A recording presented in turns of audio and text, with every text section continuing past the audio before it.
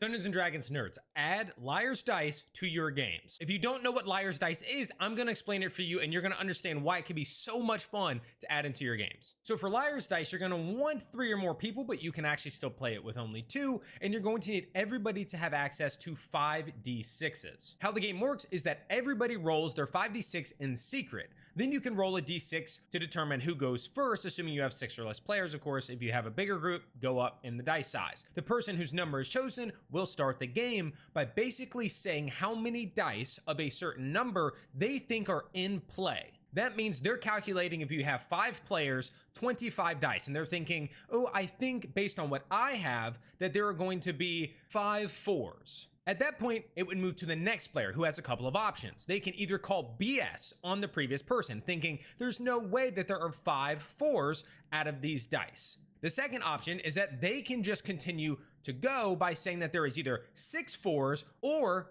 5 5s. So basically, either one or both of the numbers has to go up. And the whole point is that each person continues to progress it until somebody calls BS. Once you have been called on BS, if those numbers don't add up, if you thought that there were 5 5s and everybody shows their dice and there's only 4 5s, then you have to take one of your dice away. If there are at least 5, it can be more than that, but at least 5, then the person who called BS will take one of their dice away.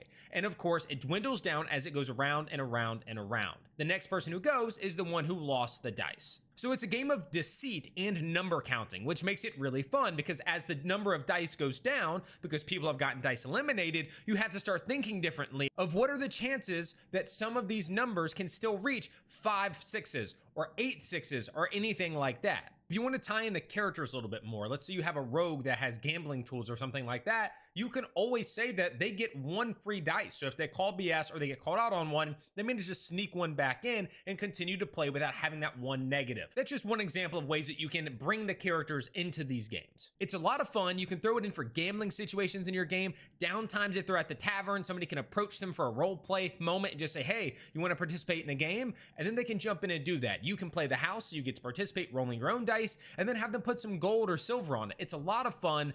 I recommend it. Let me know what you think. Are you into something like this? Do you not like it?